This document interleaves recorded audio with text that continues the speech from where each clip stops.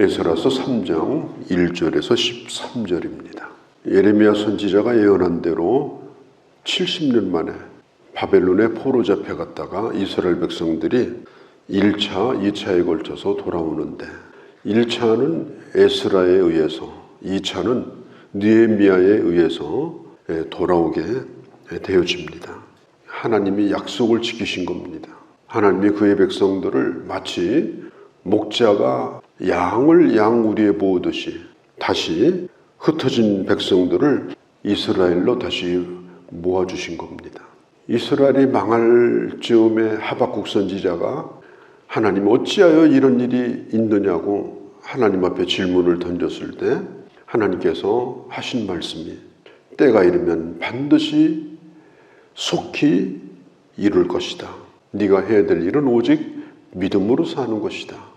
이해가 되지 않지만 하나님께서 때가 되니까 그 궁금했던 것들이 다 이루어지게 됩니다. 그게 바로 포로에서 돌아오는 사건이에요. 2장에 보면 본문이 아주 긴데요. 제가 일일이 다 얘기할 수는 없습니다만은 그 성읍의 이름이 나오고 그 다음에 가문의 이름이 거기 자세하게 나오고 있습니다. 우리는 그 이름을 다 알 수가 없어요. 그런데 그들의 이름을 하나님은 빼놓지 않고 그 명단을 아주 자세하게 거기 기록합니다. 만일 누군가가 이것을 읽는 것을 배려했다면 아마 빼고 짧게 했을 거예요. 등등 이렇게 해가지고. 그런데 하나님은 그런 하나님이 아니셔요. 왜냐? 명단에 있는 것하고 없는 것은 죽고 사는 게 거기 결정되는 거예요. 아무리 사람이 많아도 명단에 빠지면 없는 거예요. 명단에 있으면 있는 거예요. 이름이 바뀌어도 안 돼요. 생명책에 대해 이름이 있느냐 없느냐, 그게 중요한 거죠. 아무리 이름이 많아도 내가 거기에 묻어서 갈 수는 없어요. 내 이름이 거기에 있어야 되는 겁니다. 합격자가 아무리 많아도 내가 거기 그냥 묻어서 갈 수 없어요. 합격을 해야 거기 이름이 있는 겁니다. 그래서 그 명단이 중요한 겁니다.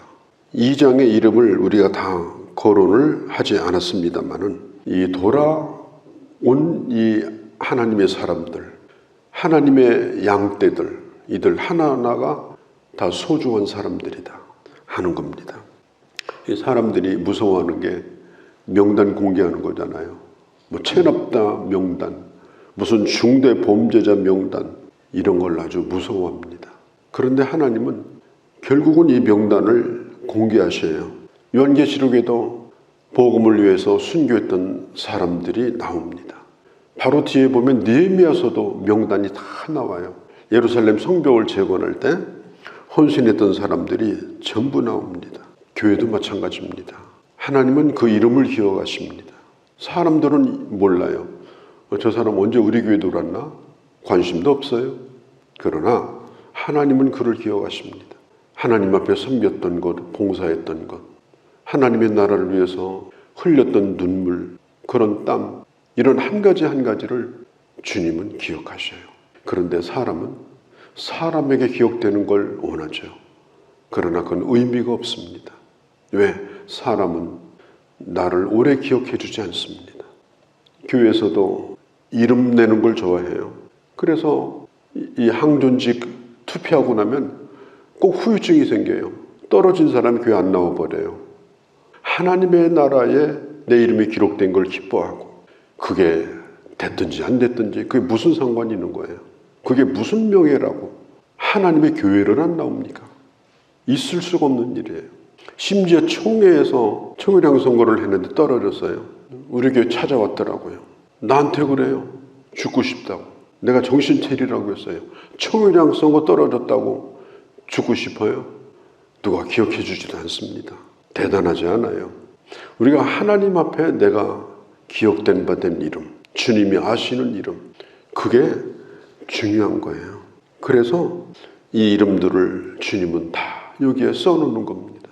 오래도록 동유럽 국가가 옛날 소련의 지배를 받다가 전부 다 독립이 됐습니다.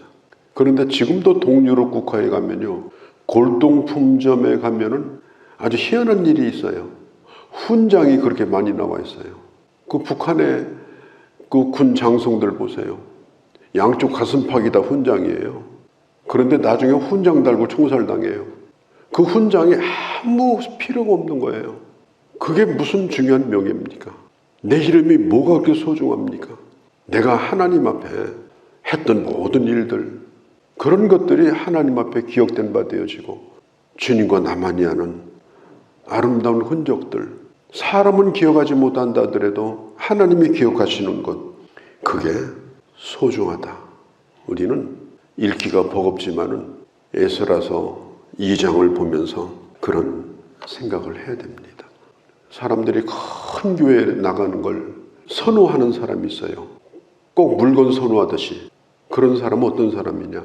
익명성을 좋아하는 사람이에요. 큰 교회에 묻혀가지고 거기서 뭐 일하는 것도 아니에요. 구체적으로 뭐 소그룹 하는 것도 아니에요. 그냥 나는 큰 교회 다닌다. 거기 이름 올라가 있는 곳으로 족하고 사는 거. 뭐 그건 그 사람 자유지만 그건 그렇게 건강한 신앙생활이라고 볼 수가 없습니다. 내가 신앙생활을 한 흔적이 교회에 기억되고 구석구석마다 흔적이 남고 그리고 주님 앞에 은사를 따라서 살아가는 것. 결국은 우리가 주님 앞에 설 때 실명제로 쓸 것인데 신앙생활할 때도 실명제로 하고 교회 평가도 받고 교회도 아름다운 이름으로 남고 하나님 앞에 가서도 그 이름이 기록되어지는 우리가 그런 사람으로 살아가야 되겠다.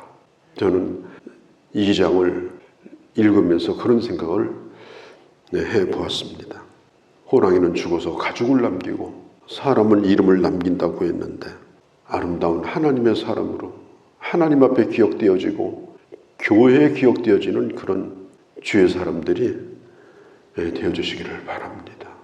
이 성경에 보면은 느비딤 사람이 누구냐면 르웨이 사람에게 붙어서 일하는 사람이에요. 이스라엘 사람이 아니고 르웨이 사람이 일하는데 르웨이 사람을 도와주는 허드렛 일을 하는 사람이에요. 그런데 포로 잡혀갈 때 르웨이 사람들이 많이 잡혀갔거든요. 그런데 르비딤 사람들은 안 잡혀가도 되는데 르웨이 사람들이 잡혀가니까 자기들도 그냥 따라갔어요. 안 따라가도 되잖아요. 야, 이제 드디어 우리는 자유다. 그리고 남아도 되잖아요. 그런데 르웨이 사람을 따라서 바벨론에 포로 잡혀갑니다. 그리고 포로 생활도 같이 해요. 바벨론이니까 거기서 이 르비딤 사람들이 거기 머물러서 그냥 살면 돼요. 70년을 살았으니까. 그런데 르웨이 사람들이 다시 돌아올 때 이 사람들은 이스라엘 사람들이 아니에요. 성경에 보면은 성전을 재건할 때나 또 느헤미야서 보면 성벽을 재건할 때 이 사람들이 거기에 같이 동참을 하게 됩니다. 혈통은 아니지만 이스라엘 자손과 똑같은 자로 인정을 받은 사람이 바로 르비딤 사람들이에요. 에베소서 2장에 보면 우리는 외인이요, 우리는 나그네요, 우리는 본래 하나님의 백성들이 아니에요. 혈통적으로도 아니에요. 이방인들이었어요. 그런데 예수 그리스도로 말미암아서 우리가 하나님의 자녀가 되었고 또 교회의 일원이 되었습니다. 이것을 감사한 사람들이 바로 르비딤 사람이에요. 우리도 마찬가지예요. 이걸 소중히 여기고 자격이 없는 나를 하나님이 부르셨고 나를 사용하신다. 많은 사람 앞에 얼굴이 드러나고 빛나는 일은 아니랄지라도 나는 끝까지 이 하나님의 일에 동역자로 살 것이다. 그런 마음을 가지고 살았던 사람들이 르비딤 사람들인데 그런데 이 사람들이 성경에 기록된 사람들이 된 거예요. 이스라엘 사람이라고 명단에다 들어간 건 아닌데 이들이 하나님 앞에 기억된 바 된 사람들이 됐습니다. 또 2장 55절에 보면은 솔로몬이 성전을 지을 때 기술자가 모자라가지고 이방인들을 데려다가 기술이 좋은 사람을 쓰게 되었어요. 노동력이 부족해서. 그러니까 우리나라로 말하면 외국인 노동자예요. 우리나라 국민이 아니에요. 국적이 외국이에요.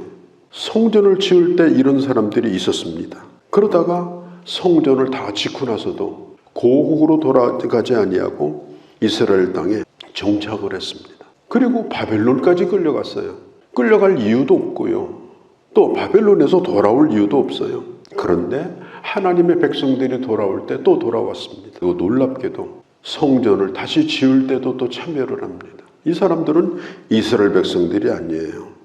참 이런 걸 보면은 저는 어떤 생각을 하는가 하면 우리 자신이 바로 그런 사람들이다. 무슨 우리 아버지가 장로님이고 목사님이고 그게 무슨 상관이 있어요? 아무런 상관이 없는 거예요. 내 자신의 믿음이 중요한 겁니다. 비록 내 믿음 사람이고 허드렛 일을 하던 외국인 노동자였지만 이 사람들이 지금 성경에 기록이 된 거예요. 그리고 하나님의 귀한 일꾼으로 인정을 받았어요. 전에는 너희가 하나님의 사람들이 아니더니 베드로전서 2장 9절 10절에 빛의 나라로 옮겨졌고 왕같은 제사장이요 거룩한 백성이요 그런 귀한 존재가 된 것이 바로 우리들 자신이다. 이걸 알고 신앙생활을 하는 사람, 이게 하나님의 사람입니다. 이걸 귀히 여기는 것이 하나님의 사람입니다. 그래서 이 에스라서 이 2장은 우리에게 가르쳐 주는 것이 참 많아요. 그런데 2장에 다 나오는 얘기예요. 제사장의 직분을 가졌던 사람이고 예전에 명단에 있었던 사람인데 명단을 찾아보니까 없어요. 옛날에 제사장이었어요. 그런데 수십 년 동안 살면서 그 명단에 들어가는 걸 부끄럽게 생각했고 부담스럽게 생각했어요. 그리고 그 일을 안 했어요. 그래서 나중에 그 호적을 정리하려고 보니까 이게 호적이 분명치 않았습니다. 성경은 뭐라고 말하느냐? 부정히 여겨 제사장의 직분을 행하지 못하게 하였다. 2장 62절에 나와요. 가장 비극적인 거죠. 한때 쓰임을 받았어요. 그런데 오늘은 아니에요. 빠져버렸어요. 왜? 오래 빠지다 보니까 누구도 그 이름을 기억하지 않아요. 저분이 집사님이었던가, 저분이 권사님이었던가, 저분이 우리 교회 장로님 맞는가? 사람들의 기억 속에서 지워져 버렸어요. 호적 정리가 안 돼 버려요. 이런 일도 있었습니다. 그런 내용들이 에스라서 2장의 내용입니다. 그리고 이제 3장으로 이제 넘어오면서 성전 재건을 시작하는데 성전을 재건하기 전에 이스라엘 백성들이 했던 일이 뭐냐? 이제 6개월 동안은 자기 성부로 돌아가서 집 정리도 하고 집 수리도 하고 그렇게 하다가 7개월째 될 때에 이제 다시 소집을 합니다. 지도자들이에요. 우리 성전을 지어야 되겠다. 그렇게 할 때에 사람들이 전부 예루살렘으로 모이게 됩니다. 그래서 성전 기초를 놓게 돼요. 그런데 성전을 지을 때 가장 중요한 게 뭐냐? 예배를 먼저 시작했어요. 땅을 파기 시작하면서 무엇부터 했느냐? 우리는 성전을 그럴듯하게 지어놓고 제사도 다 회복하고 예배도 제대로 드리자. 그렇게 하지 않았습니다. 다윗의 규례를 따라서 하나님을 찬양하고 하나님을 예배하고 또 성경에 70년 동안 드리지 않았던 예배입니다. 예배 안 드렸어요. 그걸 전부 다 발굴해가지고 번제도 드리고 속죄제도 드리고 속건제도 드리고 초막절도 지키고 유월절도 지키고 오순절도 지키고 전부 다 회복을 해가지고 절기를 지키고 예배를 지키고 안식일을 지킵니다. 건물을 짓는 것이 본질이 아니라는 겁니다. 그 건물은 예배를 위해서 존재하는 겁니다. 사람들에게 보여주려고 하는 게 아니에요. 그래서 이스라엘 백성들은 보이는 건물을 지키기 전에 먼저 예배가 회복되었습니다. 절기를 다 회복했습니다. 예배를 소중히 여기지 아니하고 그 일을 왜 해야 되는 건지를 모르는 사람들이 모여있는 교회는 그건 건강한 교회가 아닙니다. 건물이 중요한 것이 아니라 예배를 드리는 게 중요한 겁니다. 예배가 회복되는 게 중요합니다. 중요한 것은 내가 예배를 드리는 거예요. 어떤 사람은 하나님 우리 교회 빈자리 채워주세요. 빈자리가 있는 게 보기 싫다는 거예요. 그걸 탓하지 말고 내가 예배자로 바로 서는 게 중요합니다. 예배자로 살지 아니하고 비본질적인 것을 자꾸 그렇게 하게 되면요 본질이 없어져 버려요. 그런데 이스라엘은 공사도 열심히 하고요 예배도 열심히 드리고 전부 다 회복을 그렇게 시켜버립니다. 얼마나 어려운가 하면은 저 북쪽에 있는 그 백향목 그 힘든 일을 다 해요. 그러나 잊지 않는 것은 예배를 잊진 않아요. 아무리 교회에서 중요한 일을 해도 예배를 잃어버리는 것이 가장 위험한 일입니다. 이스라엘 백성들은 이 두 가지를 잘 했습니다. 단순한 공사가 아니라 하나님을 예배하는 예배 장소를 짓는다는 사실을 잃어버리지 않은 겁니다. 일하다가 힘들면 참으로 막걸리 마신 게 아니에요. 힘들면 찬송하고 힘들면 예배드리고 회복되고 그러면서 하나님의 일을 한 겁니다. 예전에 나이 많이 먹은, 그러니까 뭐 나이 7, 80 되신 분들이에요. 포로 잡혀가기 전에 솔로몬 성전을 봤던 분들이 있어요. 솔로몬 성전 그 터에다가 성전을 짓는데 옛날보다 훨씬 작아. 그래서 성경에 보면은 그것을 기억하는 사람들이 12절에 성전의 기초가 그렇게 크지 않은 것을 보면서 통곡하며 울었어요. 옛날의 영광만 못하고 그보다도 훨씬 더 축소해서 지을 수밖에 없는 것을 생각하면서 통곡하며 웁니다. 또 한쪽에서는 기뻐서 웁니다.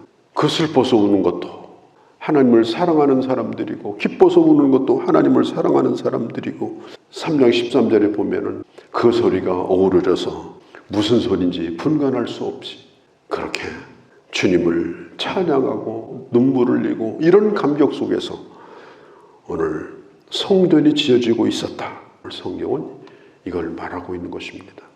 이제 하나님의 이 성전이 어떻게 지어져 가는가, 예배는 어떻게 회복되는가, 계속해서 이 말씀을 보도록 그렇게 하겠습니다. 거룩하신 우리 아버지 하나님, 내 이름이 하나님의 기억된 바 된 이름, 내 이름이 하나님의 교회에서 아름다운 이름으로 남는 복된 그 이름으로 남기를 원합니다. 아버지, 또한 가장 중요한 본질은 예배며 모든 것들을 예배하며 이루어가고 예배로 은혜 받고 감당하여 끝까지 은혜의 길을 걸어가는 그런 저희가 되게 하여 주옵소서. 우리 주 예수님의 이름으로 기도하옵나이다.